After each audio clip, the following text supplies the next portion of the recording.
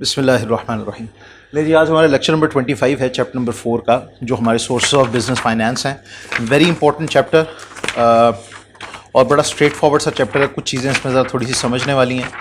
याद रखना कि आप लोगों की जो टेस्टिंग है, अभी तक जितने हम लोगों ने चैप्टर्स पढ़े हैं, इसमें चैप्टर नंबर 2 और चैप्टर नंबर 3 बहुत इंपॉर्टेंट है। यानी कि बहुत हैवी टेस्टिंग इसकी देखी जाती है आपके मॉडल पेपर के मुताबिक और जो अभी तक हमारे रिव्यूज़ आ रहे हैं स्टूडेंट्स के, उसके मुताबिक।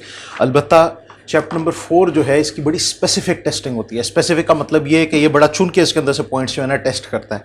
तो इसको ज़रा गौर से समझना बहुत ज़रूरी है, क्योंकि समझे बगैर कई दफ़ा इंसान इसको कंफ्यूज कर देता है। शॉर्ट टर्म फाइनेंसिंग क्या है, लॉन्ग टर्म फाइनेंसिंग क्या है, इनके फ़ायदे नुकसान क्या हैं, इसमें किस किस तरह की ऑप्शंस आपके पास अवेलेबल होती हैं, वो ऑप्शंस किस तरह से इम्प्लीमेंट की जाती हैं।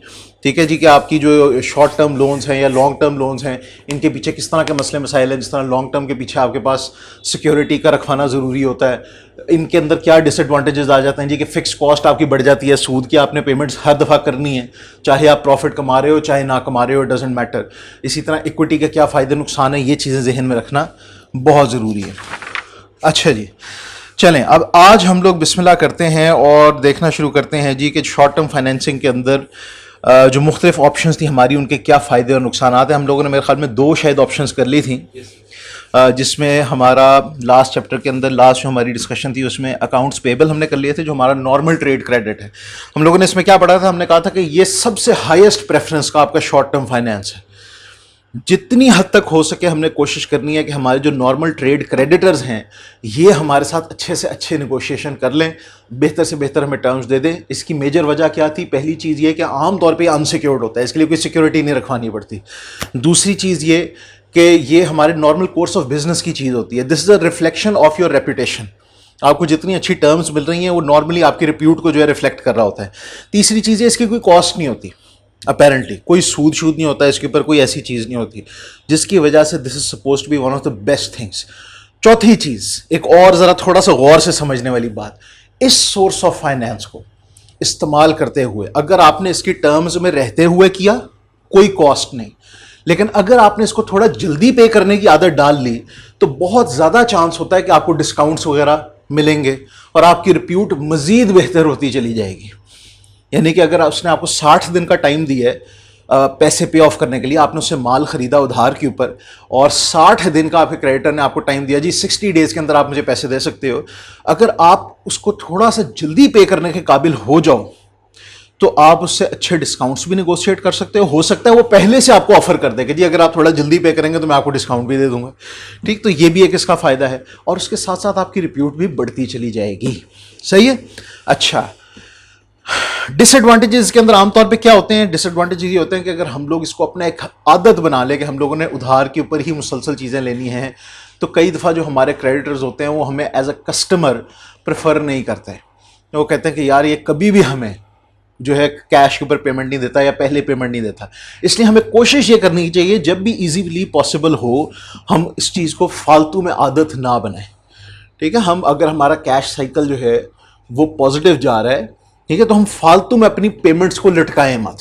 समझ रहे? मैंने आपको बताया था ना कैश साइकिल क्या होता है, कि हम लोगों को अगर अपनी पेमेंट्स रिसीव हो रही हैं कस्टमर से उस डेट से पहले जब हम लोगों ने पेमेंट करनी है, तो इसका मतलब है आप सही हो, आप पॉजिटिव हो, आपके पास पहले कैश आ जाता है, फिर आपके कैश को जाना होता है। तो अगर तो भाई हम लोग ये कर रहे हैं कि पहले हमें आ जाता है और अभी भी 10-15 दिन पड़े हुए, तो अब 10-15 दिन ज़्यादा वेट ना करो यार।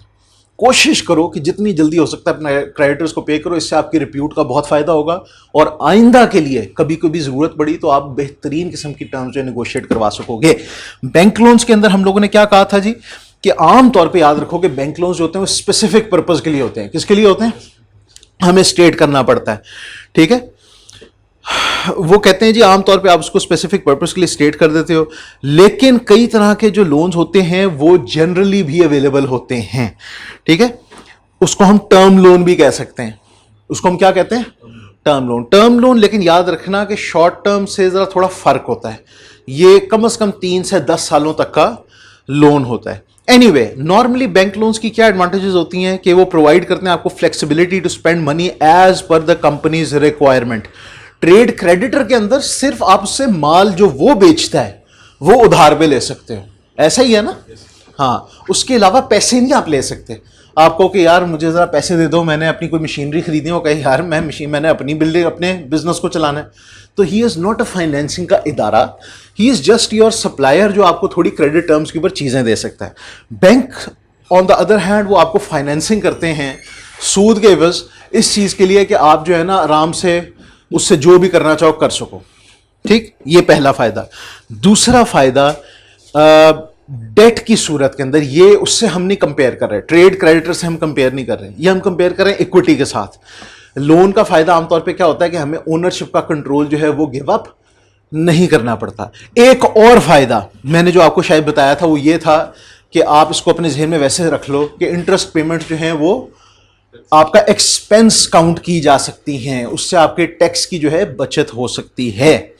अच्छा, एक चीज़ शायद आप कल नहीं थे, अच्छा, वो मेरे ख्याल में शायद आपके सामने वो डिस्कस नहीं हुई थी। मैंने आपको बताया था कि टैक्स की बचत किस तरह से होती है। अब्दुल रहमान ने बड़ा मज़े का एक क्वेश्चन पूछा था, इसने कहा था कि जी देखें टैक्स का भी तो खर्चा होता है ना, आखिर इंटरेस्ट का भी खर्चा होता है कि अगर आपने सूद की पेमेंट करनी है तो बहरहाल सूद तो हम दे ही रहे हैं, तो टैक्स की जहाँ पे बचत हो रही है वहाँ पे साथ एक खर्चा भी हो रहा है, तो बचत कैसी। मैंने उनको बताया जी आमतौर पे होता है कि टैक्स जो है ना वो बैंड्स में दिया जाता है। किस में दिया जाता है?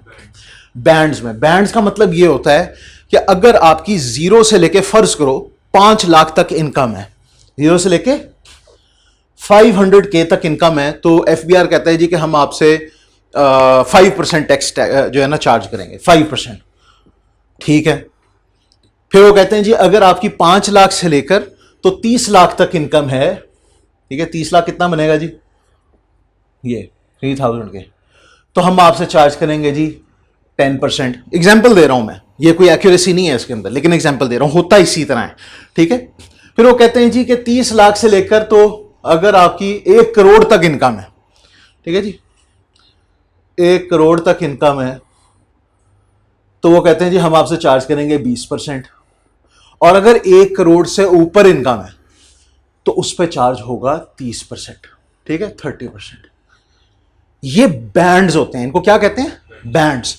अब आप देखते हो कि आपकी कंपनी एग्जैक्ट 30 लाख रुपए इस वक्त कमा रही है साल का। कितना कमा रही है? 30 लाख रुपए। और ये सारे खर्चे निकालने के बाद है 30 लाख, फर्ज करो कि 30 लाख 10,000 रुपीज, 30 लाख 10,000 रुपीज, इतना आपकी कंपनी कमा रही है, तो आपको कितना परसेंट बैंड अपना पे करना पड़ना है? कितना? 10%। हाँ, आप कहते हो कि यार वो जो 10,000 रुपए है ना, 10,000 रुपए, उसके ऊपर मुझे 10% देना पड़ना है फालतू का। ठीक है, सॉरी, उसके ऊपर 10% देना पड़ना है कि 20% देना पड़ना है? 20% देना पड़ना है। इसके जो बीच में होगा तो फिर हाँ, लगेगा ना। ये बैंड नहीं, यहां तक 5% है, यहां पे मुझे 5% लिखना चाहिए, यहां तक 10% है, यहां तक 20% है, ये ऊपर 30% है। समझ गए? आप कहते हैं कि यार मुझे 20% देना पड़ रहा है 10,000 के ऊपर, सिर्फ 10,000 इनकम और आ रही है और मुझे उसके ऊपर। आप कहते हैं यार इससे तो बेहतर था कि मैं कोई लोन ही ले लेता, मुझे पैसों की ज़रूरत भी है, पैसों की ज़रूरत है बिजनेस बढ़ाने के लिए या किसी भी चीज़ के। आप कहते हैं कि यार ये जो मैंने ओनर से पैसे लिए हुए थे और अब मुझे प्रॉफिट में से उनको हिस्सा देना पड़ रहा है, उससे बेहतर था कि मैं ओनर से पैसे लेने की बजाय कहीं से कर्जा ले लेता। अब उसके ऊपर अल्लाह ताला हिफाजत फरमाए, सूद की अगर आप पेमेंट करते हो और सूद की पेमेंट में पता चलता है कि हमें फ़र्ज़ करो 11,000 का सूद देना पड़ रहा है, इंटरेस्ट देना पड़ रहा है, तो आपकी इनकम ऑटोमेटिकली कितनी हो गई? वहाँ से 10,000 ख़त्म हो गया। 20% आपको उस 10,000 पे नहीं अब देना, और आपको पता चल जाए कि आपको जी 5-6% के ऊपर लोन मिला था, 5-6% आपको लोन की देनी पड़ेगी। तो ये आपको प्लान करना होता है, हर दफ़ा ज़रूरी नहीं है कि लोन आपको फ़ायदा दे, नॉट एवरी टाइम। ठीक है, उसका बिजनेस एक्सपेंड कर जाता है, हाँ, तो उसकी तो इनकम बढ़ जाएगी, जब इनकम बढ़ जाएगी तो फिर तो उसका परसेंटेज का भी बढ़ जाएगा। मैं आपको यही बता रहा हूँ कि देखो अल्टीमेटली हमारा मकसद जो होता है वो टैक्स सेविंग नहीं होता, बल्कि हमारा पर्पस होता है अपनी वेल्थ को इंक्रीज करना। ये टेम्परेरी वाइज होगा, मतलब टेम्परेरी, ये उस दौर उस पर्टिकुलर पीरियड के लिए डिसीजन होगा कि हमें चाहिए कि नहीं। अच्छा, ऑन द अदर हैंड एक और चीज़ है, आपको पैसे, आपको पता है कि जी मेरी सेल हो रही है, बिजनेस मेरा प्रॉफिट में जा रहा है। क्या जा रहा है? बिजनेस मेरा। ये अगर आपको उन्होंने कोई सिनेरियो दे दिया कि जी बिजनेस आपका प्रॉफिट में जा रहा है लेकिन आपको क्रेडिट टर्म्स अच्छी नहीं मिली हुई अपने सप्लायर से, ये एक मसला होता है। और मैंने बताया था कि कभी कभार क्या होता है कि आपको पता है कि जी मैंने 3 लाख रुपए की सेल की है और मैंने लाख रुपए देना है अपने सप्लायर्स को, यानी कि 2 लाख का मुझे प्रॉफिट होगा, लेकिन अभी तक मुझे कस्टमर से पैसे ही नहीं मिले। उसने कहा जी मैं महीने के बाद दूंगा, लेकिन कस्टमर को मुझे आज पैसे देने, ओ सॉरी सप्लायर को मुझे आज पैसे देने, तो मुझे पता है कि मुझे लाख रुपए की ज़रूरत है। मेरा अकाउंटेंट मुझे कहता है कि सर हम लोगों को 2 लाख का प्रॉफिट होगा, 3 लाख रुपए हमारे पास आएंगे, उसमें से लाख रुपए आप आराम से दे सकते हैं। लेकिन मैं उसको कहता हूँ हमारा मार्केटिंग अपना हमारा जो परचेज डिपार्टमेंट है वो हमें कह रहा है कि हमने आज पेमेंट करनी, और अगर ना की तो यार ये सप्लायर हमारे लिए बड़ा इंपॉर्टेंट है, ये हमें अगला माल नहीं देगा, तो अब क्या करें। तो अब वो कहते हैं कि जी 2 ऑप्शन है हमारे पास, या तो हम एक नया पार्टनर ले आते हैं। उसे कहते हैं, मैं कहा यार मुझे अभी महीने के बाद पैसे आ जाने, मैं नया पार्टनर ले आऊँ इस चीज़ के लिए। ये वो वजह होती है जिसकी वजह से अक्सर लोग शॉर्ट टर्म लोन्स ले लेते हैं, ठीक है ना। वो कहते हैं कि यार इतने से अरसे की फाइनेंसिंग के लिए कल कला को हम अपने सप्लायर के साथ अपनी निगोशिएशन भी कर ही लेंगे, उससे बढ़ा लेंगे अपना क्रेडिट पीरियड, तो हम फालतू में एक और नया ओनर लें। उसकी वजह से कई दफ़ा ये कर्जे ले लेते हैं, ठीक है। जाहिर सी बात है दीनी एतबार से तो हमने देखना है कि कर्जा इस तरह का हो कि जिसमें सूद ना हो, लेकिन दुनिया इस तरह आमतौर पे नहीं कर रही होती। दुनिया जो है वो सूदी कर्जे ले लेती है। बैंक लोन की बात हो रही है, बैंक कभी भी आपको सूद के बगैर कर्जा नहीं देता। चलें जी आगे चलें। डिसएडवांटेजेस बच्चों लिहाजा क्या हुए कि लाजमन सूद की पेमेंट होगी, वो ये नहीं देखेंगे कि आप प्रॉफिट कमा रहे हैं कि नहीं कमा रहे। यू हैव टू पे द इंटरेस्ट, समझ गए।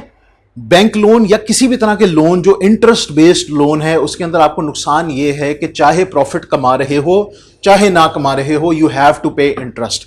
प्रॉफिट में इस तरह नहीं होता, जहां पे हम लोगों ने किसी बंदे से ओनरशिप का हिस्सा उसको बना दिया है, तो वो तो फिर प्रॉफिट और लॉस दोनों में हमारा शरीक होता है। सर अभी आईएमएफ के पास गया पाकिस्तान, हाँ। उसने से लोन लिया। सर आईएमएफ ने आगे रखा कि तुम पैसे किधर खर्च करोगे और हमें कैसे वापस करोगे। ये हमेशा इसी तरह ही होता है लोन्स में। फ्लेक्सिबिलिटी तो दी नहीं पाकिस्तान। नहीं, फ्लेक्सिबिलिटी नहीं। पाकिस्तान गया तो इसी तरह ही है ना कि यार मुझे चाहिए, ज़रूरत चाहिए, तो वो कहते हैं कि हम इन चीज़ों के लिए देने के लिए तैयार हैं, आपको किस चीज़ के लिए चाहिए। वो मसलन ये है कि कई दफ़ा डिफेंस के लिए वो तैयार नहीं होते देने के लिए। फ्लेक्सिबिलिटी बैंक लोन की बात हो रही है। आईएमएफ एक बहुत अजीब चीज़ है, ठीक है ना, याद रखना। बैंक लोन भी आपने उस दिन कहा था कि फ्लेक्सिबिलिटी किस तरह है, आप पहले अपनी ज़रूरत जाके बताते हो, गौर से सुनो।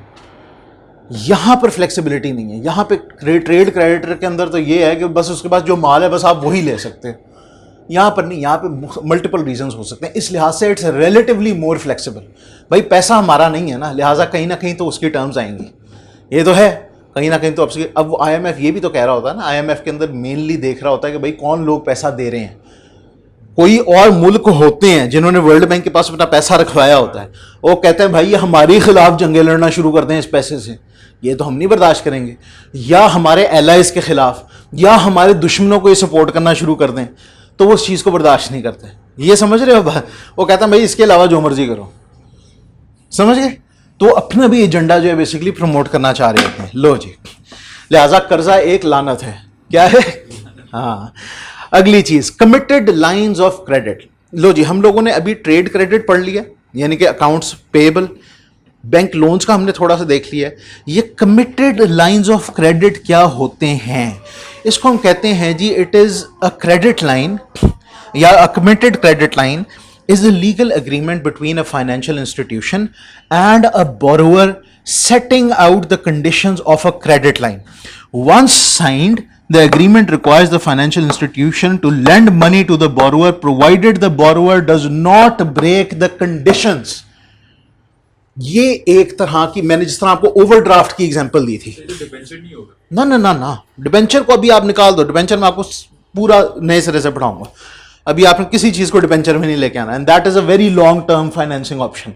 हम शॉर्ट टर्म की बात करें। बैंक लोन में क्या होता है, बैंक लोन में हर दफा अगर किसी शख्स को लोन चाहिए, वो बैंक के पास जाता है, अपनी एप्लीकेशन रखता है, अपने सारे डॉक्यूमेंट्स रखता है, सब कुछ रखता है, और बैंक जो है वो कहता है कि ठीक है जी ये लें पैसे। टर्म्स तय हो जाती हैं कि इस तरह इतने सूद के अंदर, इतने टाइम के अंदर, आप इतनी किस्तों के अंदर आप इसको पे ऑफ करेंगे। ये जो कमिटेड लाइन ऑफ क्रेडिट है ना, कमिटेड लाइन ऑफ क्रेडिट, ये एक तरह की पहले से टर्म्स तय हुई होती हैं कि जिस वक्त जब मर्जी आपको पैसा चाहिए आप ले सकते हो, प्रोवाइडेड कि आप इन शराइत को पूरा कर रहे हो। जिस तरह हम ट्रेड क्रेडिटर्स के साथ अपनी क्रेडिट टर्म्स तय कर लेते हैं ना, इसी तरह बैंकों के साथ भी हो जाती हैं। वो देखते हैं कि यार ये बिजनेस बड़ा अच्छा है, बड़ा ठीक ठाक किस्म का बिजनेस है और बड़ा रेगुलर हमारे अकाउंट होल्डर्स हैं, इनके पास अक्सर ही कस्टमर्स की पेमेंट्स इनके अकाउंट्स में आ रही होती हैं और ये पेमेंट्स कर रहे होते हैं। उसकी क्रेडिट हिस्ट्री देखते हुए ये फिर उसके साथ कई दफ़ा क्रेडिट टर्म्स जो है ना, कमिटेड लाइंस ऑफ क्रेडिट, यानी कि उसके साथ एक तय कर लेते हैं कि यार आपको जब पैसे की ज़रूरत है हम आपका पे करने के लिए तैयार हैं। अगर आपके अकाउंट में पैसे नहीं है फ़र्ज़ करो और आपको पेमेंट करनी है, हम 10 लाख रुपए तक आपकी पेमेंट करने के लिए तैयार हैं, प्रोवाइडेड आप कुछ शराइत को पूरा करो, जिस तरह IMF कह रहा होता है। समझ रहे हो कि प्रोवाइडेड क्या शराइतों कि आपका जो प्रॉफिट है वो कभी इतने से कम ना हो रहा हो बिजनेस के अंदर, आप जो अपने जो अपने ट्रेड डेटर्स हैं, जो आपके कस्टमर्स हैं, उनको इतने दिन से ऊपर का टाइम ना दे रहे हो, इस तरह की वो कुछ शराइत लिख देते हैं। आपके पास जो एसेट्स हैं, जो कैश है, वैसे बिजनेस के अंदर कैश है, वो कभी इससे कम ना हो रहा हो। ठीक, आप जब तक आपने ये लिया हुआ है, हमारी क्रेडिट लाइन इस्तेमाल कर रहे हो, उस दौरान आप डिविडेंड ना पे कर रहे हो, इस तरह की वो शराइत लिखवा देते हैं। अब समझ रहे हो कहानी? वो कहते हैं अगर ये शराइत पूरी हो रही है तो जब आपको पैसे की ज़रूरत है आप इतने % सूद के ऊपर हमारे से ले सकते हैं। इसको कहते हैं कमिटेड लाइन ऑफ क्रेडिट। ये एक दफ़ा तय हो जाती है। सही, ओवरड्राफ्ट इसमें ही आएगा। हाँ, ओवरड्राफ्ट इसकी किस्म है। ओवरड्राफ्ट इसकी किस्म है कि वो आपके अकाउंट के अंदर ही तय कर देते हैं। वो कहते हैं सर आपको अलहदा से पैसे लेने की ज़रूरत नहीं है, और ये आमतौर पे उसी सूरत में ही होता है, अकाउंट ही की सूरत में होता है। ठीक है, वो कहते हैं कि जी आप अपने अकाउंट को इसी तरह इस्तेमाल करें कि जिस तरह इसके अंदर 0 रुपीज़ भी अगर है ना, तो इसका मतलब 0 नहीं है, इसका मतलब ये है कि आगे पैसा भी आप खर्च कर सकते हो, लेकिन ऑब्वियसली एट अ कॉस्ट। और इसका इंटरेस्ट आमतौर पे बड़ा हाई होता है, डेली का इंटरेस्ट होता है, डेली का बड़ा ठीक ठाक किस्म का होता है। ठीक है, इतना ठीक ठाक होता है कि कई दफ़ा अगर कुछ दिन के अंदर इंसान उसको ना पे ऑफ करे तो उसकी प्रिंसिपल अमाउंट उतनी नहीं होती जितना उसका कर्जा बन जाता है। मैं 17-18 साल का था, तो मैं पढ़ रहा था इंग्लैंड के अंदर, मैं वापस आ गया पाकिस्तान रमज़ान गुजारने। तो मेरे दोस्तों ने बड़े मेरे मिन्नते तरले किया कि यार तुम ना इंटरनेट का कनेक्शन वगैरह घर के मेरे नाम के ऊपर थे। तब इंटरनेट भी भाई महंगा होता, पाकिस्तान में बहुत सस्ता है, इतना मैं बता दूँ। पाकिस्तान में टॉप क्वालिटी कम्युनिकेशन है और इंतहाई सस्ती, हम बड़े नाशुक्रे लोग हैं। तो मैं आया ना, मुझे बैंक से कॉल आ गई कुछ महीनों के बाद मैं वहाँ से अपनी जॉब भी छोड़ आया था, मैं यहाँ पे आया तो मैं लंबा ही ठहर गया। मैं अकेला बैठा हूँ तो माँ बाप ने कहा कि नहीं रमज़ान गुजारने में इधर ही बैठो, तो हमारे पास ही रहना। ठीक है, बैंक से मुझे कॉल आ गई, उन्होंने कहा जी आप डिफ़ॉल्टर हो गए। मैं कहा डिफ़ॉल्टर हो गया? हाँ जी आप डिफ़ॉल्टर हो गए। मैंने कहा किस चीज़ का डिफ़ॉल्टर हो गए? वो दोस्तों ने 1 रुपया भी नहीं पे ऑफ किया इंटरनेट के बिल का, मेरे से वादे किया कि जी हम करेंगे, लिहाजा इस चीज़ को भी ध्यान में रखना, कभी भी कोई फाइनेंशियल कमिटमेंट्स इस तरह की नहीं करनी। ठीक है ना, जो इन राइटिंग ना हो, जो लीगली बाइंडिंग ना हो, रिमेंबर दैट। एनीवे, मैंने कहा जी कि कितना मेरा वो, उन्होंने पता नहीं कितने हज़ार पाउंड बना दिया कि जी इतना आप ना ओ करते हैं हमें बैंक को। मैं कहा जी मैं क्यों ओ करता हूँ, मैंने क्या खर्चा किया? उन्होंने कहा कि आपने जी ये इंटरनेट का बेसिकली आपकी बिल्स यार। मैंने कहा यार इंटरनेट के तो बिल्स इतने बनते ही नहीं है, कुछ तो महीने हुए हैं अभी। वो कहते जी वो तो बात सही है, आपकी असल में एक ओवरड्राफ्ट लिमिट हमारे साथ हुई थी पहले की, आपकी अच्छी एक क्रेडिट हिस्ट्री थी, अब मैंने ना कभी तय करवाई उनके साथ। ठीक है ना, उन्होंने वैसे मेरी क्रेडिट हिस्ट्री देखते हुए बना दी ओवरड्राफ्ट लिमिट। कहते जी हमने तो ऑनर करनी थी ना आपकी पेमेंट। मैं कहा भाई किसने कहा था तुम लोगों को ऑनर करने को? कहते जी ये ऑलरेडी रिटर्न था आपके उसके अंदर कि आपकी इतनी एक अच्छी क्रेडिट हिस्ट्री है तो हमने आपको। मैंने कहा आप मुझे ये बताएं कि किस तरह हो गया कि इतने से महीनों के कितना गया होगा? बहुत हद मेरे ख्याल में कोई 50 पाउंड गया होगा महीने का, तब वो भी बहुत ज़्यादा पैसे होते थे, तब बहुत महंगा था। कहते सर ये बाकी सारी मैंने कहा असल पेमेंट कितनी? असल पेमेंट चंद 100 पाउंड थे, चंद 100 पाउंड, और quite a few thousand rupees की पेमेंट बनी हुई थी इंटरेस्ट की। अंदाज़ा लगाओ क्यों? क्योंकि रोज़ाना कंपाउंड होता है। कंपाउंडिंग समझते हो? हाँ, आज 100 रुपये का कर्जा है ना, 10 रुपये का इंटरेस्ट लग रहा है, कल जो है 110 के ऊपर 10% लगेगा, परसों 121 के ऊपर 10% लगेगा। वो करते करते भाई वो पता नहीं कहाँ से कहाँ कहानी पहुँच गई। तो बहरहाल मैंने कहा जी देखो भाई मैं गरीब बंदा मेरे से नहीं होता। ठीक है, मैं पाकिस्तान हूँ, मैं तब का पाकिस्तान आया हूँ, these guys were suppose to paid, मेरी ये उम्र है भाई, मुझे नहीं पता सिस्टम का क्या है क्या नहीं है। बंद कर दो यार, मुझे नहीं चाहिए ये। तुम लोगों ने जो असल पेमेंट काटनी है मैं असल दे सकता हूँ बस, उससे ऊपर नहीं दे सकता। मैंने कहा कि यार वो मैं समझता हूँ, मैं नहीं सूद दूंगा। बहरहाल वो भी क्या करते क्या ना करते, उन्होंने कहा ठीक है भाई तू असल ही दे दे। ठीक है ना, मैं असल दी, सूद माफ़ कराया, अकाउंट बंद करवाया, और कभी आइंदा से उसके बाद इस तरह से दोस्तों पे एतबार नहीं किया। अब मेरा कोई दोस्त आके कहता है ना यार मैं कल दे दूंगा, मैं कहा खबरदार जो है कहा कल दे दूंगा, मुझे साफ कहो कि जो ये मैंने लेना है ले ले, तू दोस्त है, लेकिन इस तरह ना कहो मैंने, ठीक है। तो इसका एतबार, मैंने कहा अगर तुमने कह दिया कि कल दे दूंगा, मैंने सर पे पहुंच जाना है, हाँ दे, कल आ गया है। ठीक है ना, तो भाई ये मुसलमान अपने लफ्ज़ का पक्का होता है, ठीक है। और सूद से तो बिल्कुल ही जान जाती है, उसकी जंग है हमारी इसके खिलाफ। चलो जी अगली चीज़, कमिटेड लाइन समझ आ गई। अब जरा इसके थोड़े से एडवांटेजेस डिसएडवांटेजेस देख लो। पहला एडवांटेज फ्लेक्सिबिलिटी है, जब पैसा चाहिए इस्तेमाल कर लो। There is less paper work, हर दफा आपको एप्लीकेशन वगैरह देने की जरूरत नहीं। लेकिन ओवरड्राफ्ट करते हुए से एक बार आपसे पूछेंगे तो ना वो, पहले सबसे पहले बस एक दफा तय जब हो जाएगा ना, उसमें सारी टर्म्स हैं, उसमें वो ये भी तय कर लेंगे कि आपने जो ये चीजें बस अपनी मीट करनी है, उसके बाद चाहे जो मर्जी करो पैसे का। वो सब बेसिकली अकाउंट्स में होगा, ये पैसे हमारे हाथों में नहीं आएंगे लेकिन हमारे अकाउंट्स में मतलब हाँ हाथ में ही आ जाएंगे एक तरह से, आप निकलवा भी सकते हो पैसे अगर निकलवाना चाह रहे हो, ओवरड्राफ्ट निकलवा सकते हैं। क्योंकि भाई आपने अकाउंट ही से निकलवाए हैं ना, तो रिकॉर्ड तो हो गया। बस इस चीज़ को आप जहन में रखना कि लॉ हमारा हमेशा तब इस तरह से चलता है कि जो भी आपकी बैंक के रूट से चीज़ आ रही है ना, वो लीगल समझी जाती है। चाहे आपने 100% हलाल कमाया हो, 100% टैक्स पे करके किया, कुछ किया, बैंकिंग चैनल से अगर नहीं किया, it will require a lot of documentation to prove otherwise कि हाँ मैंने इसको कमाया है, ये मेरा ही है। बैंकिंग चैनल से फिर आप एक दफ़ा आ गया ना, बैंक में एक दफ़ा पैसा आ गया लीगली, उसके बाद आपसे कोई कुछ नहीं पूछेगा, क्योंकि उन्होंने बैंक के अंदर A to Z पूरी की पूरी जो है ना उसके अंदर नज़र रखी होती है कि कहाँ से आया, किस तरह आया, किसके एवज आया, वो सब कुछ उनके पास होता है। तो बैंक के थ्रू अगर है, अब अगर आपने कैश निकाल भी लिया ना, अब उनके नज़दीक पैसा आपके पास है। ये नहीं आप कह सकते कि मैंने ये पैसा उसको दिया है या इसको दिया, वो कहेंगे इसको प्रूव करो। बैंक ही के थ्रू ट्रांसफ़र किया होता है, चेक दिया होता है या कुछ किया होता है, फिर आपको बताने की ज़रूरत नहीं पड़नी थी। जो टैक्सेशन अथॉरिटीज़ हैं उनको खुद ही पता चल जाना था कि ये हुआ है। समझिए, एक दफ़ा बैंक से पैसा निकल गया, इसका मतलब है कि अभी तक आप ही की दौलत है, चाहे आपने उसको सदका ही क्यों ना कर दिया हो। FBI इस चीज़ को नहीं मानेगा। क्या समझ रहे हो? यहीं से सारे के सारे हम लोग खेल खेलते हैं। ठीक है ना? इसके अंदर भी हम अपना वो बचा लेंगे टैक्सेशन।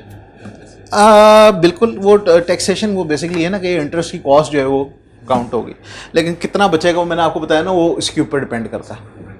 तो हर दफ़ा की बचत नहीं है, हर दफ़ा की बचत नहीं है, लेकिन ये है कि इसको हम एज एन एक्सपेंस काउंट कर सकते हैं एवरी टाइम। प्रॉफिट के डिविडेंड को हम कभी नहीं काउंट कर सकते। प्रॉफिट जो हम डिवाइड कर रहे हैं, ओनर को दे रहे हैं, जा तो बिजनेस से ही पैसा आ रहा है ना, लेकिन उसको हम एक्सपेंस नहीं काउंट कर सकते। इसको कम से कम ये है कि हम एक्सपेंस काउंट कर सकते हैं। अगली चीज़, there is less paper work involve, हर दफ़ा एप्लीकेशन नहीं देनी पड़नी, ठीक है, सिर्फ एक दफ़ा तय हो जाएगा, उसके बाद पेपर वर्क हर दफ़ा नहीं है, बस जाओ पैसा निकालो, इस्तेमाल करो और इंटरेस्ट पे कर दो जब भी आपने पे ऑफ करना है। बल्कि पे ऑफ क्या करना है, दफ़ा तो ये होता है कि अकाउंट में पैसे आएंगे ना, जब खुद ही कट जाएंगे। कहीं से पेमेंट आ गई कस्टमर की, हमारा अकाउंट ओवरड्रॉन था। ओवरड्रॉन का मतलब ये है कि उसमें से एक्स्ट्रा पैसे निकाले हुए थे, सूद कट रहा था, वो नेगेटिव के अंदर अमाउंट शो हो रही थी। जैसे ही कोई पॉजिटिव अमाउंट है, खुद ही बैलेंस ऑफ हो जाएगा, नेट ऑफ हो जाएगा, उसको नेट ऑफ करना कहते हैं। अगली चीज, the interest is only paid on amounts borrowed. ये बहुत इंपॉर्टेंट पॉइंट है।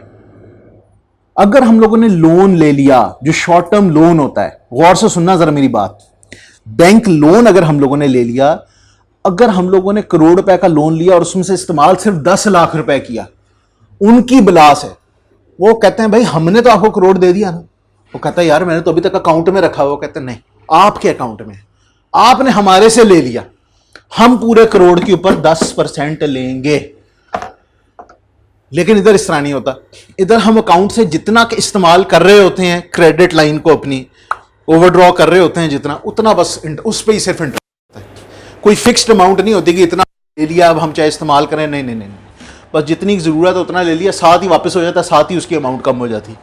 ये इसका एक मेजर फायदा है, फ्लेक्सिबिलिटी बहुत है। पहला, फ्लेक्सिबल है, जब चाहे ले लें। दूसरा, पेपर वर्क कम है। तीसरा, सिर्फ जितनी अमाउंट ली इस्तेमाल हुई है, सिर्फ उतने के ऊपर ही हमारा इंटरेस्ट है। अगली चीज़ वो कहते हैं जी कि डिसएडवांटेजेस क्या हैं। The facility can not be used for large borrowings. ये हकीकत है। ये फैसिलिटी जो क्रेडिट लाइंस होती हैं या जिनको हम ओवरड्राफ्ट फैसिलिटीज़ कहते हैं, ये आमतौर पे बहुत बड़ी नहीं होती। जिस तरह मैं आपको एग्जांपल देता हूँ कि जी मेरे पास अगर फ़र्ज़ करो जी मैं कहता हूँ जी कि मेरा 8 या 9 करोड़ का घर है, ठीक है, मेरी 2-3 गाड़ियाँ हैं, मेरे फलाने प्लॉट हैं, मेरे पास ये है, गोल्ड पड़ा हुआ है, दे डोंट केयर। बैंक इस चीज़ को इसके बारे में नहीं, वो कहते हैं कि देखो यार हमने आपसे कोई सिक्योरिटी नहीं मांगी। क्या नहीं मांगी? सिक्योरिटी नहीं मांगी। हमारे लिए आपकी रेपुटेशन जो है ना वो मैटर करती है। आपके अकाउंट के अंदर कितने पैसे होते हैं आमतौर पे, ये आपकी रेपुटेशन है। मैं अकाउंट में ज़्यादा पैसे रखता ही नहीं। मैं आपको एग्जांपल दे रहा हूँ। अगर जी फ़र्ज़ करो मेरे पास मेरी टोटल वर्थ कुल मिला के, अगर मैं कहता हूँ जी कि मेरी टोटल वर्थ कुल मिला के कोई 40-50 करोड़ है, एग्जाम्पल दे रहा हूँ, लेकिन मैंने कैश में कितना रखा होता है अकाउंट के अंदर? बहुत थोड़ा। फ़र्ज़ करो मैंने बहुत हद भी कभी रखा हो तो 30 लाख रखा हुआ है, एग्जाम्पल दे रहा हूँ। वो कहते हैं कि सर हम आपको ना, आपका एवरेज जो है ना 30 लाख पड़ा होता है, तो हम आपको इसका इतना ही ओवरड्राफ्ट, ये भी मैं आपको बहुत ज़्यादा बता रहा हूँ कि वो कहते हैं हम आपको 30 लाख तक की इसकी ओवरड्राफ्ट फैसिलिटी दे देते हैं। आमतौर पे उससे कम होती है, ठीक है ना। लेकिन मैं आपको कह रहा हूँ फ़र्ज़ करो इतना आप रखते हैं तो बस हम इतनी ही ओवरड्राफ्ट फैसिलिटी आपको दे देते हैं कि आप इतना ही एक्स्ट्रा निकलवा भी सकते हैं। मैं उनको कहता हूँ यार लेकिन मैं तो अमीर बंदा हूँ, मैं आपको पे। वो कहते हैं यार हम आपसे सिक्योरिटी नहीं मांग रहे। अगर आपको सिक्योर्ड लोन चाहिए तो आप अपने फलाने प्लॉट के कागजात हमारे पास रखवाएं। आपके उस प्लॉट की कीमत फ़र्ज़ करो 3 करोड़ है, आप वो रखवाएं, हमसे 3 करोड़ का लोन ले लें। जब लोन वापस करेंगे आप वापस कर देना। तो बगैर सिक्योरिटी के हम सिर्फ जो आपकी एक एवरेज अमाउंट पड़ी होती है ना उसके मुताबिक हम आपको देंगे। ये एक इसका डिसएडवांटेज है कि आमतौर पे बड़ी अमाउंट्स हम इसमें नहीं ले सकते। दूसरा, the rate of interest is generally higher. मैंने आपको पहले बता दिया था, डेली की बेस पे होता है और बहुत हाई होता है। अगर जो जनरल लोन है, फ़र्ज़ करो कि अगर उसका 5% है ना, एग्जाम्पल दे रहा हूँ, इसका आमतौर पर डबल ट्रिपल होता है इसका। कि ये एक इन्होंने बहुत फ्लेक्सिबल किस्म की चीज़ दी होती है ना आपको, इसलिए ये आमतौर पे ज़्यादा है। तीसरा मसला, the bank can change withdraw limit at any time और may ask for repayment earlier than expected date. ये इसका एक बहुत बड़ा डिसएडवांटेज है। ये क्या है जनाब? ये क्योंकि आपकी रिप्यूट की वजह से इन्होंने आपको दिया था ना। आमतौर पे मैंने आपको कहा ना कि मैंने भी उनसे कहा वालों से कि भाई मैंने तो मांगा ही नहीं था, सर आपकी एक रेपुटेशन थी, हमने आपको एक क्रेडिट दी। फिर उन्होंने उसको मांग भी लिया वापस। मैं कहा यार क्रेडिट लाइन दी हुई है अगर, तो भाई सुकून से बैठो।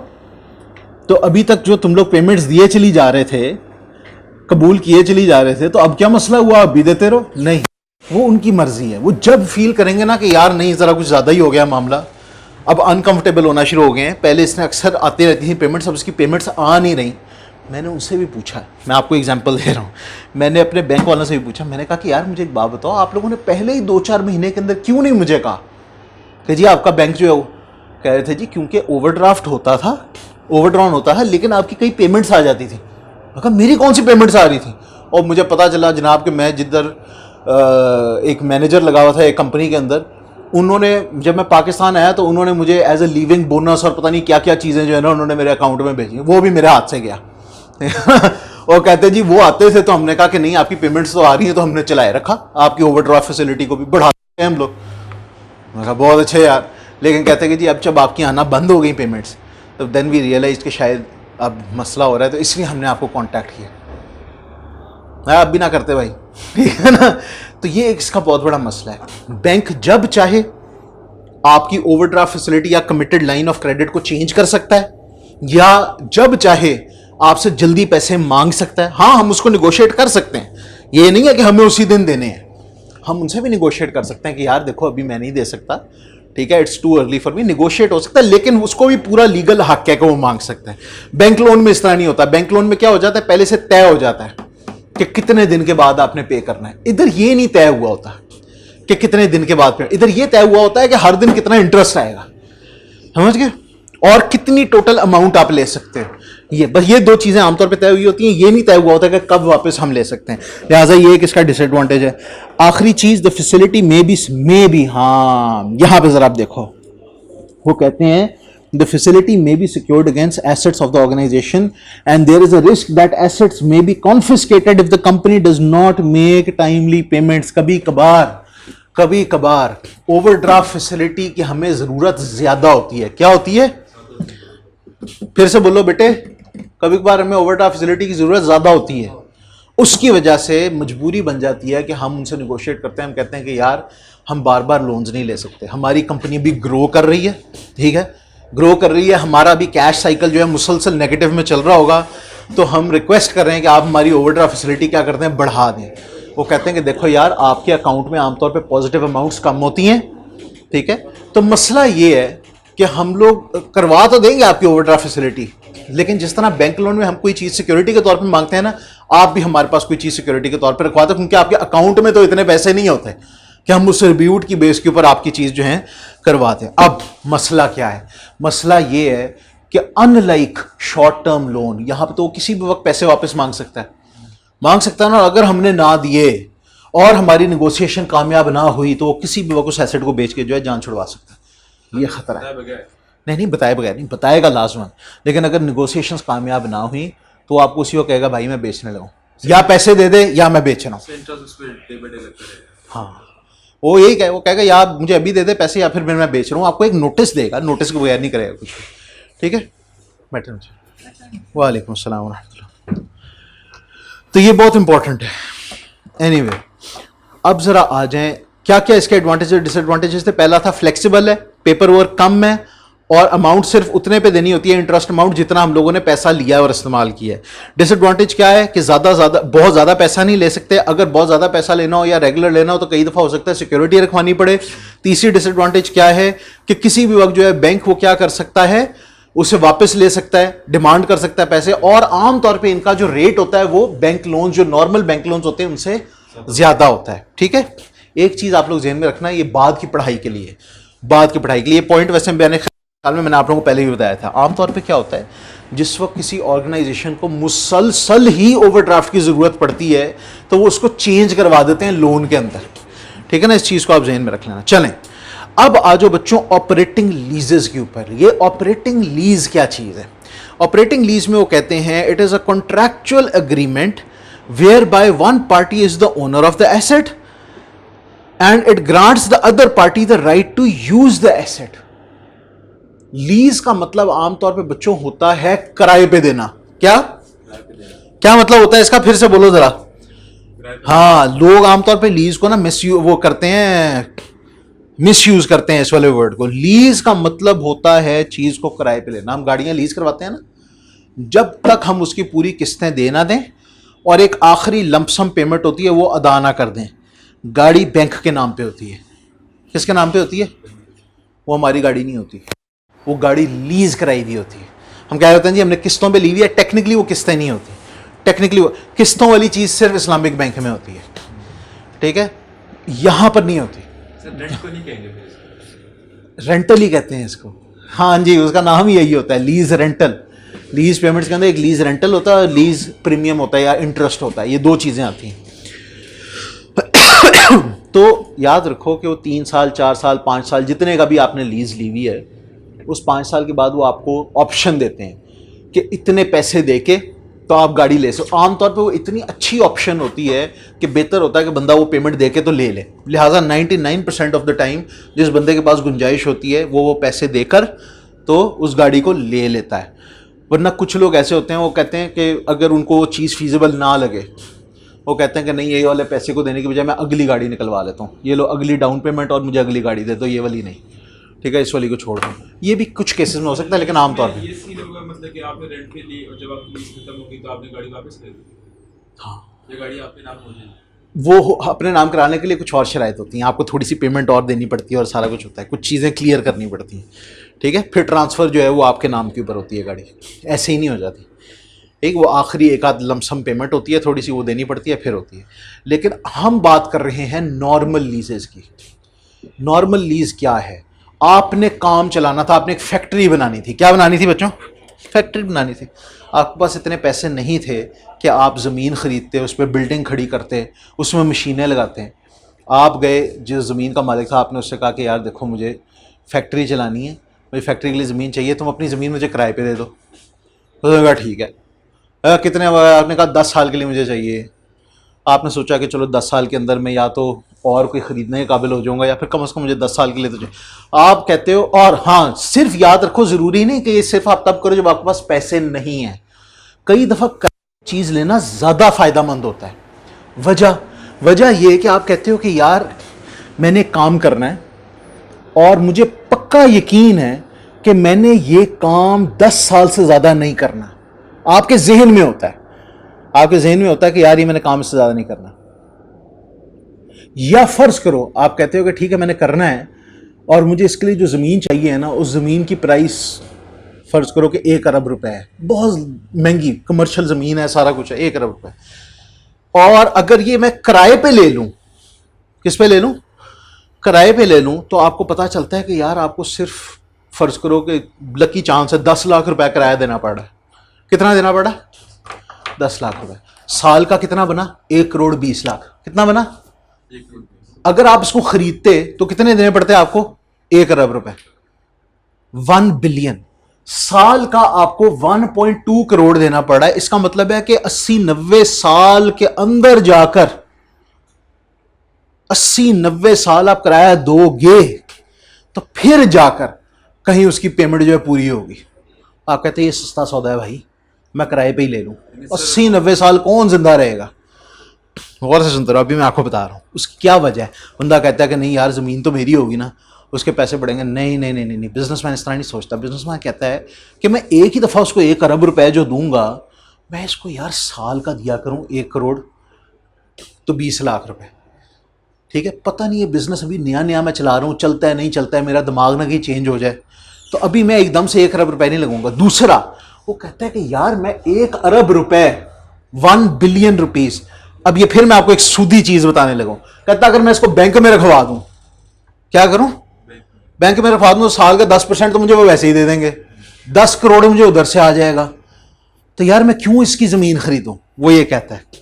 दूसरी चीज, वो फिर कभी कभार ये भी सोचता है कि यार मुझे इस वक्त पैसा अपने बिजनेस में लगाना जरूरी है, जमीन पे नहीं। बिजनेस को फैलाना ज्यादा इंपॉर्टेंट है, ये भी फैसला हो सकता है। तीसरा, टाइम वैल्यू ऑफ मनी। क्या चीज? Time value of money. वो कहता है कि अगर मैंने आज ही तय करवा लिया ना इसके साथ, आज ही मैंने इसके साथ ये तय करवा लिया कि भाई मुझे अगले 5 साल के लिए तू मेरा ये किराया फिक्स कर दे, या इसको थोड़ा थोड़ा बढ़ाता रहे। आपको नजर आता है कि यार इन्फ्लेशन बढ़ रही है 15% से हर साल, अल्लाह हिफाजत फरमाए, और ये कहता है कि मैं किराया बढ़ाऊंगा 5% से हर साल।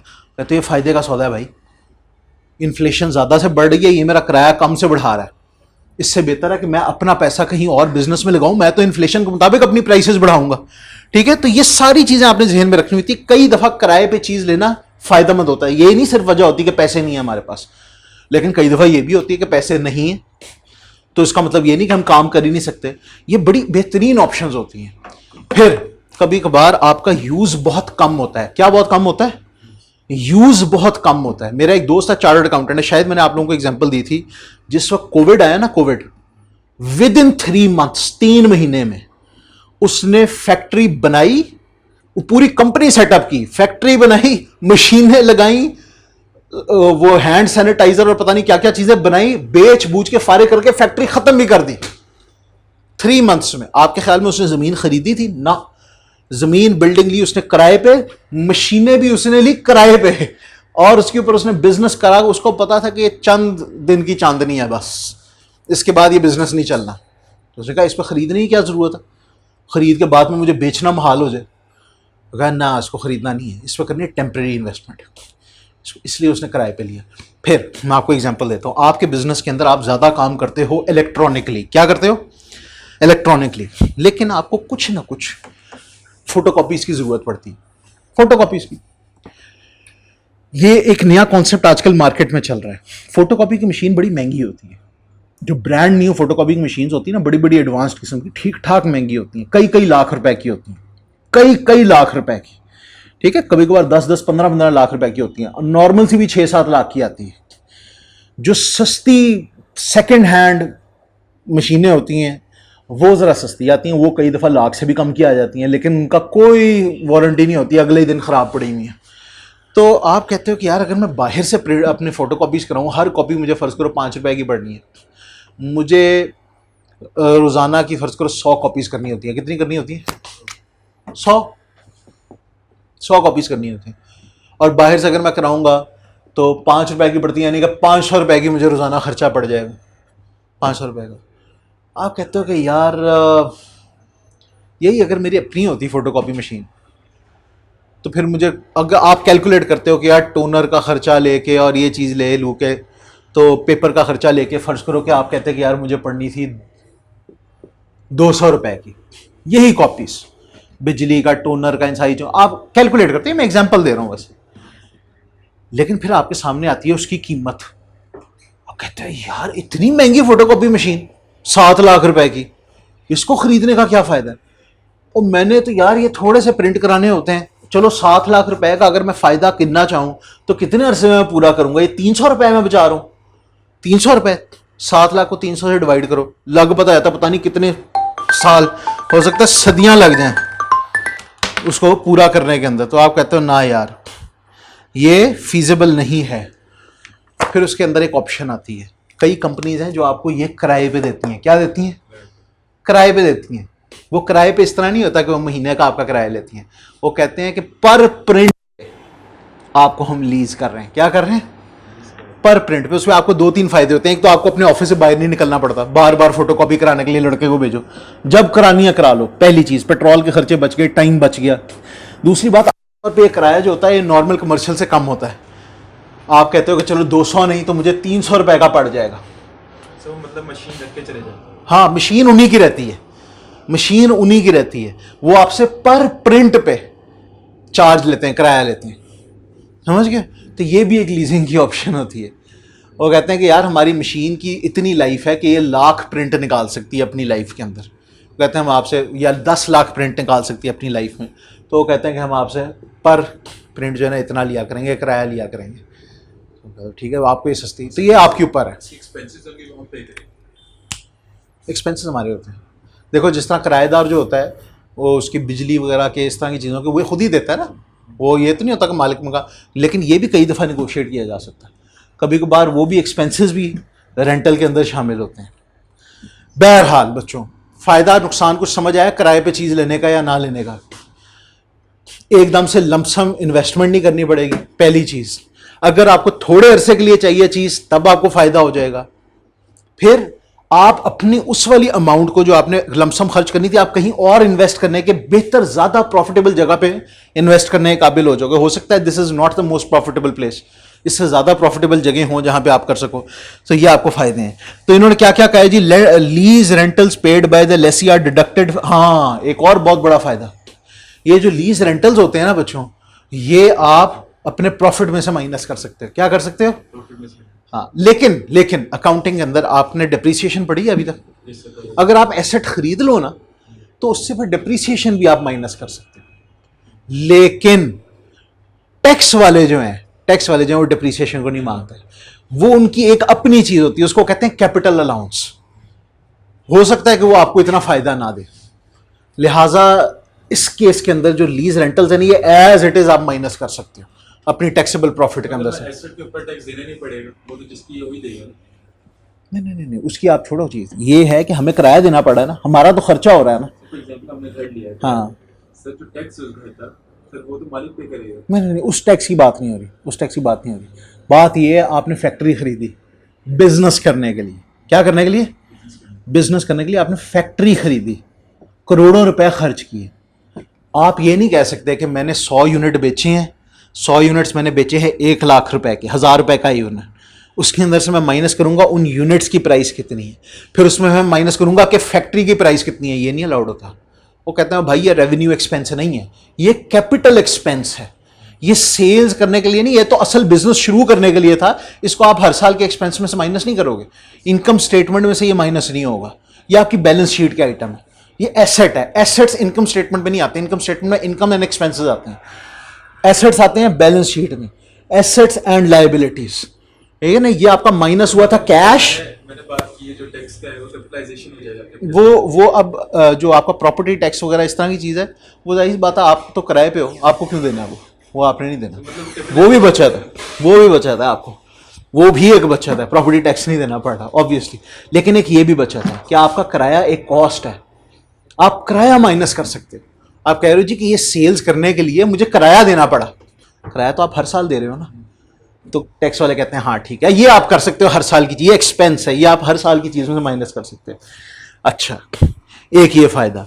दूसरा वो कहते हैं कि lease provides finance without diluting the ownership of the asset, diluting the ownership of the asset, leasing provide finance. हाँ, ये बच्चों कभी कभार क्या होता है कि आपको पैसों की जरूरत है, क्या है ये उलट हिसाब भी। अब मुझे ये जरा, मैं एक दफा इसको थोड़ा दोबारा से पढ़ूंगा, मुझे खुद ये थोड़ा कंफ्यूज कर रहा है। Diluting the ownership of the asset, हाँ चलो, आपको पैसों की जरूरत है, आपके पास जमीन फालतू की पड़ी हुई थी या बिल्डिंग फालतू की पड़ी हुई थी, आप उसको किराए पे दे दो, क्या कर दो, किराए पे दे दो, आपके पास पैसे आना शुरू हो जाएंगे। क्या आपने वो अपनी ओनरशिप से खाली कर दी है? नहीं, आप अभी भी उसके ओनर हो, आप उसको इस्तेमाल नहीं कर रहे थे ना, फालतू में थी चीज़, आपको पैसों की ज़रूरत थी। एक बंदा है, उसके पास घर था, वो पहले बेचारा जॉब करता होता था, वो घर चला रहा था सारा था, उसके बच्चे वगैरह थे, बच्चों की शादियां हो गई, घर खाली हो गया, ऊपर की मंजिल खाली पड़ी रहती है, वो एक आध कमरे के अंदर रहता है। वो कहता है यार मैं क्या करूँ, जॉब अब मैं कर नहीं रहा, पैसों की ज़रूरत है। उसके पास दो तरीके हैं, या वो बेचारा कर्जा ले सकता है किसी से, ठीक है, या वो कहता है कि यार अल्लाह ने मुझे एक एसेट दिया हुआ है, मैं इसको किराए पे दे देता हूँ, बेचूंगा नहीं। कहते यार अगर मैं बेचूंगा तो फिर पता नहीं मैं घर किस तरह बनाऊंगा सारा कुछ। कहता है किराए पे दे देता हूँ, किराए पे देता है, 1 लाख 1.5 लाख रुपया उसके पास आता है, उसका गुजारा हो गया, इंटरेस्ट फ्री उसको पैसा आना शुरू हो गया। लेकिन बहरहाल इसकी कुछ ना कुछ उसको प्राइस देनी पड़ेगी, प्राइस इन द सेंस कि पहले तो उसके पास एसेट होना ज़रूरी है, दूसरा कुछ तरह की रिपेयर्स एंड मेंटेनेंस होती हैं जो इसको कई दफ़ा खुद करानी पड़ती हैं। लेकिन ये रिपेयर एंड मेंटेनेंस जो जिसने लीज़ की होती है ना वो करता है, कि वो जो इस्तेमाल कर रहा होता है, ठीक है, लेकिन कुछ तरह की होती हैं जो कई दफ़ा इसको खुद भी करानी पड़ती है। फॉर एग्जांपल एक बिजनेसमैन है, उसको ज़्यादा पैसे की जरूरत है, वो बेच नहीं सकता अपने एसेट्स, जो बैंकक्रप्ट हो जाता है तो सर नहीं, वो तो फिर डिपेंड करता है ना उसको कितने पैसा चाहिए और कितना जल्दी चाहिए, उसके मुताबिक वो एक्ट करेगा। अगर उसको बस एक रनिंग एक्सपेंस चाहिए और उसके पास फालतू के एसेट्स पड़े हुए हैं और वो बेचना भी नहीं चाह रहा, वो कहता है कि नहीं यार ये मैंने एक इन्वेस्टमेंट की हुई है, मैं चाहता हूँ इनकी प्राइसेस बढ़ें, ज़मीनों की या फिर बिल्डिंग्स की, बेचना नहीं चाह रहा तो ना बेचे यार, लेकिन उसको इस्तेमाल में तो लाए, पड़े पड़े वो ज़ाया हो रही हैं, उसको इस्तेमाल में लेके आए, उसको किराए पे दे, उससे इनकम कमाए, ठीक है, उसको फाइनेंस आना शुरू हो जाएगा। ये इसका नॉर्मल बिजनेस नहीं है, ये इसका नॉर्मल बिजनेस नहीं है, लेकिन उसको एक सप्लीमेंटल इनकम आना शुरू हो जाएगी जिसको वो अपने नॉर्मल बिजनेस में लगाएगा। समझ गए? चलो जी, अगली चीज, जिस तरह फार्मर्स होते हैं ना, फार्मर्स का बिजनेस क्या, फार्मिंग है, चीजें उगाना, सारा कुछ करना। लेकिन कुछ होते हैं अमीर फार्मर्स, कौन होते हैं, उनके पास ट्रैक्टर वगैरह और बड़े बड़े चीजें मौजूद होती हैं, लेकिन उनको भी पता है कि यार हमें महीने में एक दफ़ा या चलो साल में 2-3 दफ़ा ट्रैक्टर की ज़रूरत पड़नी है, तो रोज़ाना नहीं पड़नी। तो वो क्या करते हैं, वो कहते हैं कि यार ट्रैक्टर जो हमारे शेड में खड़ा खड़ा जंगो जंग होना है, वो सारे किसानों से कहते हैं जो बेचारे ज़रा नहीं इस काबिल होते कि वो इतने का जो है ट्रैक्टर खरीदें, उनसे कहते हैं कि यार तुम लोग हमारे से रोज़ाना करना, इतने किराए पे ले लिया करो। पैसा आना शुरू हो गया, एक सप्लीमेंटल इनकम आना शुरू होगी, वो उस वाले पैसे को आप बिजनेस में लगा सकता है, रोज़ाना के एतबार से पैसा आना। इसी तरह कई और तरह की उनको मशीनरी होती हैं जिसको वो किराए पे दे सकते हैं। तो ये ऑपरेटिंग लीजेज है। अगली चीज़, it enables the lessee to obtain the asset with a lower price rather than owning it, ये तो मैंने आपको पहले बता दिया है।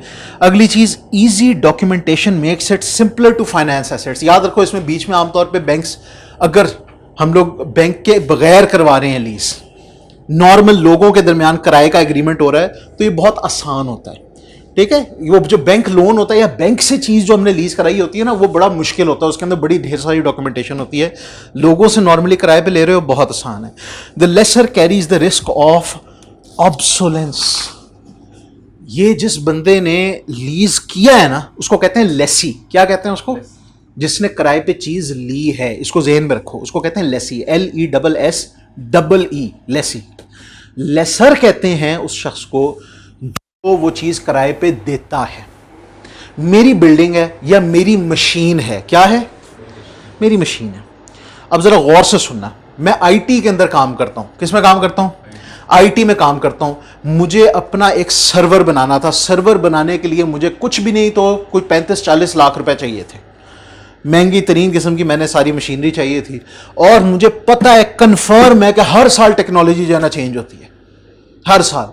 अब ये तो नहीं हो सकता कि मैं हर साल 35-40 लाख रुपए का खर्चा करके नया वाला लूँ। लेकिन मैं कहता हूँ कि यार अगर मैंने अपने कंपेटिटर्स के साथ कंपटीशन करना है तो ज़रूरी है कि मैं लेटेस्ट से लेटेस्ट वाली टेक्नोलॉजी इस्तेमाल करूं। तो अब मैं उसको ख़रीदूंगा नहीं, मैं उसको लूँगा किराए पे, सर्वर किराए पे लूँगा। अब ऑब्सोलेंस कहते हैं कि चीज़ आउट ऑफ डेट हो गई। क्या हो गई? अब इसका रिस्क मेरे ऊपर नहीं है। अब क्या है, इसका रिस्क मेरे पे नहीं है। मैं साल का उसके साथ कॉन्ट्रैक्ट करूंगा, मैं कहूंगा साल के बाद अगर मैंने किराए पे लेनी है, मैंने अपडेटेड वर्जन लेना है। अब इसका रिस्क कौन उठाएगा? जो उसका ओनर है। तो ये एक बड़ा अच्छा सोर्स है आउट ऑफ डेट होने से बचने का, कि आप सिर्फ किराए, जितने वक्त के लिए चीज चाहिए, जब तक वो अपडेटेड है तब तक के लिए आप लो। हाँ, जो किराए के ऊपर गाड़ी का भी यही फायदा है कि भी एक लेटेस्ट गाड़ी ली है, खत्म होगी लीज, नई वाली निकलवा लो, आउट ऑफ डेट हो गई थी। ठीक है, डिसएडवांटेजेस हैं जनाब। Disadvantages: it may result in higher payout obligation in case the equipment is not found useful and the lessee opts for premature termination of the lease agreement. देखें भाई, एक चीज आप लोग ज़हन में रख लेना कि कभी कभार क्या होता है कि हम लोगों ने साल का एग्रीमेंट किया हुआ है। क्या किया हुआ है? साल का एग्रीमेंट किया हुआ है हम लोगों ने, और साल का किराए का एग्रीमेंट तय हो गया। उसने कहा कि यार आप मुझे हर महीने ₹1,00,000 किराया दिया करोगे इस कमरे का। मैंने कहा ठीक है यार, हम लोगों ने दफ्तर खोलना था। हमने कहा बजाय हम लोग दफ्तर खरीदें, करोड़ों रुपए खर्च करें, ₹1,00,000 किराया लेंगे, बिल्डिंग के ऊपर फर्नीचर वगैरह पे खर्चा करेंगे, कर लेंगे। महीने के बाद हमें अंदाजा हुआ कि लोकेशन ठीक नहीं है, हमारा कस्टमर जो है ना यहाँ तक आता नहीं है। ओहो, अब क्या करें?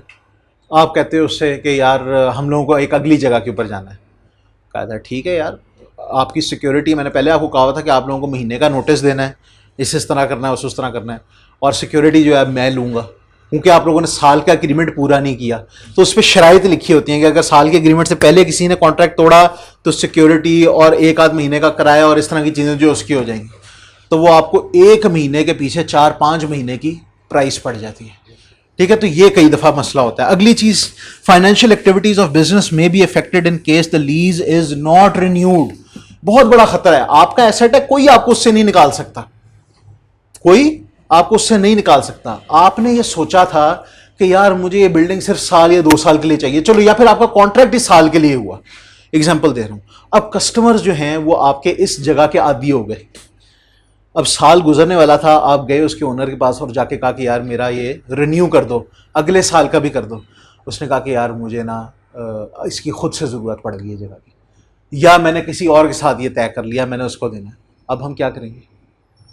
अब तो मुश्किल होगी हमारे लिए, बिजनेस को चलाना जो है रिस्क के ऊपर पड़ गया।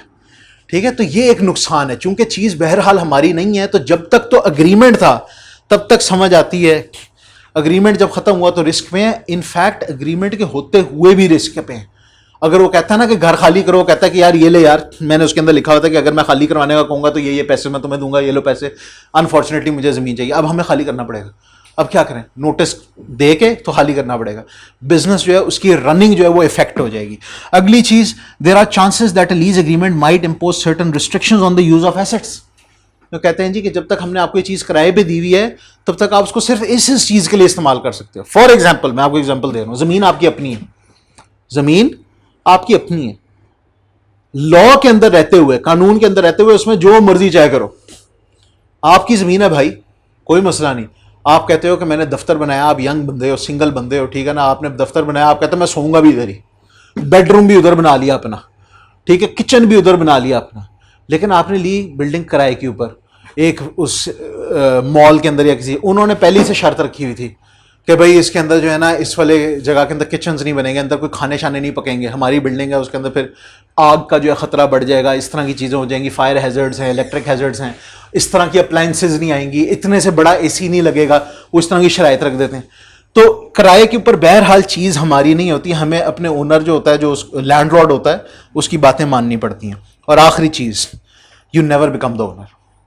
ठीक है, कभी कभार अगर आपने उसी चीज़ को बहुत अरसे के लिए और बड़ा एक्सटेंसिवली इस्तेमाल करना है तो कभी कभार उसको खरीद लेना सस्ता होता है, ना कि किराए पे ले लेना। ठीक है, लेकिन यह रेयर केस होता है, तो इसको हमें पहले से कैलकुलेट करना पड़ता है। अगर आपको कंफर्म है कि हमें इसी जगह के ऊपर रहना है, ठीक है, और ये बेस्ट जगह है और किराया भी बहुत ज़्यादा है, तो ख़रीद लेना कई दफ़ा बेहतर होता है। उसमें कम से कम वक्त के साथ साथ आपको कैपिटल गेन तो मिलता है ना, कि चीज़ की कीमत बढ़ती चली जाती है, ये फ़ायदा हो जाता है। ठीक है जी, that is it for today. इंशाल्लाह फिर कल जो है हम लोग इसका बाकी का हिस्सा करेंगे। जज़ाकल्लाह, अस्सलाम वालेकुम।